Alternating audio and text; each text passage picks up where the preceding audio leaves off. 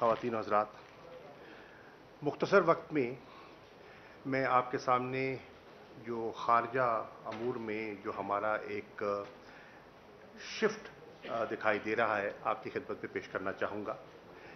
हम जब foreign policy में अपनी अचीवमेंट्स को देखना चाहेंगे तो हमें ज़ेहनशीं करना होगा कि जो हमारा दायमी हरीफ है उसका ऑब्जेक्टिव क्या था, उसके मकासद क्या थे और हमने क्या हासिल करने की कोशिश की है।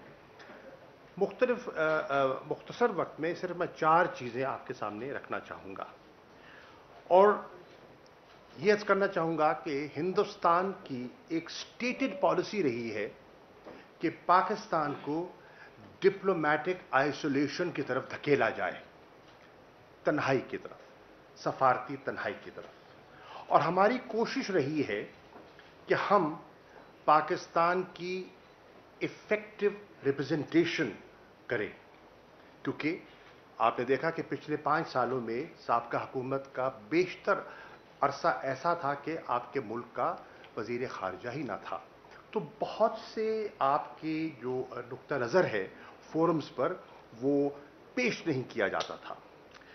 तो एक dramatic shift can be seen from diplomatic isolation to effective representation, और उसकी 4 मैं चीज़ें आपके सामने पेश करना चाहूँगा। पहला हमारा ऑब्जेक्टिव था कि हमारे जो दरीना ताल्लुकात हैं, हमारे दोस्त हैं, उन रिश्तों को हम दोबारा रिवाइटलाइज करें और नई अंडरस्टैंडिंग जो हैं हम फोज अलायंस जो कहते हैं ना, अंडरस्टैंडिंग्स को फोज करें।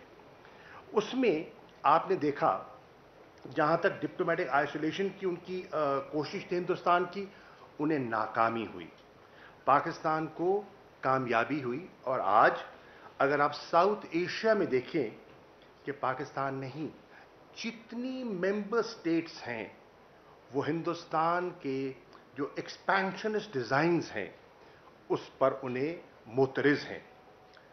पाकिस्तान तो कहता ही रहा, लेकिन आज जिस शद्दोमद से चीन हिंदुस्तान के एक्सपेंशनिस्ट और डिज़ाइंस को क्वेश्चन कर रहा है, चैलेंज कर रहा है, और स्टैंड ऑफ आपने देखा लद्दाख में, वो आपके सामने है। नेपाल आज जिस तरह जो बिल्कुल उनके पहलू में था, जिस तरह आज उनको क्वेश्चन कर रहा है, उनकी पार्लियामेंट के रेजोल्यूशन आपके सामने आए हैं, आपके सामने है। बांग्लादेश जो हमेशा उनके कैंप में तस्वर किया जा रहा था, और जब से ये सिटीजन अमेंडमेंट एक्ट आया है, एनआरसी आई है, और जब से उन्होंने कहा कि बंगालियों को दीमक से तशबीह दी है, तो आपने देखा कि एक सर्द मोहरी वहाँ नुमायां दिखाई दे रही है। तो साउथ एशिया जिससे वो हमें आइसोलेट करना चाह रहा था, आज हिंदुस्तान को एक नई नज़र से देख रहे हैं। हमने जो हमारे दरीना ताल्लुकात थे उनको एक नया रुख देने की कोशिश किया। मिसाल के तौर पर चीन, आपका एक दोस्त, आजमाया हुआ दोस्त, आपकी उनके साथ एक स्ट्रेटेजिक पार्टनरशिप रही है, अरसा दराज से रही है। हमने कोशिश की है कि अपने नए हालात को सामने रखते हुए उस स्ट्रेटेजिक पार्टनरशिप को एक नया जो एक इकोनॉमिक पार्टनरशिप में कन्वर्ट करें, from a strategic relationship to an economic partnership, क्योंकि हम समझते हैं कि हमारा एक शेयर्ड ऑब्जेक्टिव है। मेरी राय में दुनिया बदल रही है, और पोस्ट कोविड आप देखेंगे कि दुनिया में जो आप फ्लक्स देख रहे हैं आज, वो एक आपको वाज़े पैटर्न इमर्ज करता हुआ दिखाई देगा। उसकी कुछ शुरुआत आपके सामने आ चुकी हैं। तो उसके अंदर हमने देखना है कि पाकिस्तान और चीन के जो दरीना ताल्लुकात हैं उनको मज़ीद मुस्तहकम कैसे करना है, और उस शेयर्ड ऑब्जेक्टिव को आगे लेके कैसे चलना है। और उसकी एक जिंदा मिसाल सीपैक 2 है। उसमें वाज़े हमने हदाफ तय किए हैं, जिसमें इंडस्ट्रियल रिलोकेशन एक है, एग्रीकल्चरल प्रोडक्टिविटी इन्हांसमेंट दूसरी चीज़ है, पॉवर्टी एलिविएशन तीसरी है, और ह्यूमन रिसोर्स डेवलपमेंट चौथी है। फिर आप देखें तुर्की के साथ भी आपके दरीना ताल्लुकात, बहुत उम्दा ताल्लुकात, लेकिन तुर्की के साथ वज़ीर आज़म जब वहाँ तशरीफ़ ले गए, असद उमर साहब भी तशरीफ़ फरमा हैं, तो वहाँ लंच की टेबल पर एक फ़ैसला हुआ कि हमारा एक नया इकोनॉमिक और फाइनेंशियल अरेंजमेंट, एक फ्रेमवर्क उनके साथ तय होना चाहिए जिससे ट्रेड और इन्वेस्टमेंट्स को प्रमोट किया जाए। वो एक हकीकत बन चुका है। इसके साथ साथ आप देखें, यूरोपियन यूनियन आपका बहुत बड़ा ट्रेडिंग पार्टनर है। आज उसके साथ आपने एक नया स्ट्रेटेजिक एंगेजमेंट प्लान जो है, एक दूरस्थ, उसको साइन किया है और ये इन 2 सालों में हुआ है। उसके बाद अफ्रीका, एक बहुत बड़ा कॉन्टिनेंट, 1.3 अरब की आबादी, बेपनाह मार्केट, हमारी उस पर तवज्जो नहीं थी। हमने इंगेज अफ्रीका इनिशिएटिव लॉन्च किया, फॉरेन ऑफिस में प्राइम मिनिस्टर साहब ने इसको इनॉग्रेट किया, सदर साहब भी तशरीफ लाए, और उससे मकसद ये था कि अफ्रीका की मार्केट में हम अपना इकोनॉमिक फुटप्रिंट कैसे बढ़ाएं। ताल्लुकात बहुत अच्छे थे, उनकी जो इंडिपेंडेंस मूवमेंट्स में पाकिस्तान का जो किरदार है वो उसको तस्लीम करते हैं। तो अब हमने देखा कि इकोनॉमिक डिप्लोमेसी से हम किस तरह वो अपना इकोनॉमिक जो प्रिंट है, फुटप्रिंट, वो बढ़ाएं। नए मिशंस खोले जा रहे हैं और कुछ को अपग्रेड किया जा रहा है। ट्रेड और इन्वेस्टमेंट जो वहाँ हमारे ऑफिसर्स हैं उनको तैनात किया जा रहा है, कई इलाकों से शिफ्ट करके अफ्रीका की तरफ मोड़ा गया है। उसके बाद जो नई इंटरनेशनल हमने अंडरस्टैंडिंग्स को फोर्ज करने की कोशिश की है, मैं 2 का उस पर जिक्र कर देता हूं। एक, प्राइम मिनिस्टर का इनिशिएटिव ग्लोबल डेट रिलीफ के लिए, उन्होंने पाकिस्तान के लिए नहीं, पूरी डेवलपिंग वर्ल्ड के लिए एक पैगाम दिया। और फिर आपने देखा कि उसकी शुरुआत हुई हैं, सेक्रेटरी जनरल ने एक मौक़िफ़ लिया, G20 ने वो उसमें कुछ इक़दाम किए, और मज़ीद हमने एक पार्टनरशिप बिल्ड की है न्यूयॉर्क में कि किस तरह हम उस अंडरस्टैंडिंग को फर्दर डेवलप करें और किस तरह हम उनसे रिलीफ ले सकें फिस्कल स्पेस के लिए, क्योंकि कोविड का जो एक मनफी असर आया है मईशत पर, उससे किस तरह बाहर निकला जा सके। और फिर एक अंडरस्टैंडिंग क्रिएट करें हम मुस्लिम दुनिया में। इस्लामोफोबिया की एक हवा चल रही है, तो किस तरह हम जितनी मुस्लिम कंट्रीज हैं, हमने किस तरह मिलकर इस्लामोफोबिया का मुकाबला करना है, और यूएन की साइडलाइंस पर इमरान खान साहब ने इस चीज को उजागर किया। दूसरी चीज है हमारा अफगानिस्तान का पीस इनिशिएटिव। दुनिया समझती थी और दुनिया ने बेपनाह वसाइल खर्च किए, ट्रिलियंस ऑफ डॉलर्स, अफगानिस्तान का मिलिट्री सोल्यूशन से हल निकालने का। इमरान खान मुसलसल कहते आए कि यह रास्ता दुरुस्त नहीं है, अफगानिस्तान का देरपा हल पॉलिटिकल सोल्यूशन है।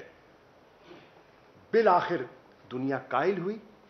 अल्हम्दुलिल्लाह आज सारी दुनिया कह रही है कि पॉलिटिकल सेटलमेंट को वो तरजीह दे रहे हैं ओवर मिलिट्री सोल्यूशन, और हमारा पॉइंट ऑफ व्यू उन्होंने एक्सेप्ट किया है। इसके साथ साथ आज दुनिया एक्सेप्ट कर रही है कि पाकिस्तान ने जो फैसिलिटेटिंग रोल प्ले किया है, जो आज अमेरिका और तालिबान के अंदर जो एक पीस एग्रीमेंट हुआ है, उसका वो एतराफ़ कर रहे हैं। और आज से 3 दिन पहले जब मेरी 4 रोज़ पहले सेक्रेटरी पॉम्पियो से टेलीफोन पे गुफ्तगू हुई, तो उन्होंने एक्नॉलेज किया और कहा कि पाकिस्तान का जो वाइटल रोल है हम उसे तस्लीम करते हैं। और आज हम उम्मीद कर रहे हैं कि इंशाअल्लाह intra Afghan negotiations which are about to commence, हम पूरी उम्मीद हैं कि वो उनका आगाज होगा और उससे पीस और रिकन्सिलिएशन को जो फरोग मिलेगा, इसमें पाकिस्तान का बहुत बड़ा किरदार है। आपके जितनी रीजनल कुव्वतें हैं, रूस है, चीन है, ईरान है, सेंट्रल एशियन रिपब्लिक्स हैं, यूरोपियन यूनियन है, रीजन से बाहर, वो आज सारे इस इनिशिएटिव की तायीद कर रहे हैं। आप मत भूलिए कि जब हम हुकूमत में आए थे तो चंद माह पहले अमेरिका की तरफ से एक साउथ एशिया स्ट्रैटेजी का अनाउंस की गई थी, जिसमें पाकिस्तान को कहा गया था कि we are part of the problem. ये जो एक नैरेटिव शिफ्ट हुआ इन 2 सालों में, from part of the problem to part of the solution, today we being viewed as partners in peace, ये एक बहुत बड़ा शिफ्ट है जिसका हमें एक्नॉलेज हमें करना चाहिए। तीसरी चीज वो है कश्मीर का इशू इंटरनेशनलाइज होना, ये कश्मीर का मसला उतना ही पुराना है जितना पाकिस्तान है, नया नहीं है। लेकिन उसको जिस तरह बाय डिजाइन बैक बर्नर पे रखा गया और इमरान खान साहब की हुकूमत ने और उनकी रहनुमाई में इसको इंटरनेशनलाइज किया गया, वो आपके सामने है। आज कोई इंटरनेशनल फोरम नहीं है, कोई ऐसी अपॉर्चुनिटी नहीं है जिसको हमने इस्तेमाल न किया हो कश्मीर के नुक्ता नज़र, कश्मीरियों के नुक्ता नज़र को उजागर करने के लिए, पाकिस्तान के नुक्ता नज़र को उजागर करने के लिए, चाहे ह्यूमन राइट्स थे, चाहे वहाँ जो डेमोग्राफिक चेंज है, चाहे जनाब वहाँ जो हिंदुत्व की आइडियोलॉजी है, चाहे ये जो सीज फायर वायलेशंस हैं, जितनी चीज़ें हैं हमने उनको उजागर किया है। और हिंदुस्तान का जो नैरेटिव था, जिन्होंने पाकिस्तान और उनकी सेल्फ डिटर्मिनेशन की जो जद्दोजहद, उन्होंने उसको तशबीह दे दिया था दहशतगर्दी से। आज नैरेटिव चेंज हुआ है और आज उसको हक के खुद इरादियत का जद्दोजहद कहा जा रहा है। ये बहुत बड़ा शिफ्ट है। इसके साथ साथ आप देखें कि एक साल में 3 मरतबा सलामती काउंसिल में कश्मीर का मसला ज़ेरे बहस आता है और हिंदुस्तान ना चाहने के बावजूद उसको उनको बर्दाश्त करना पड़ता है।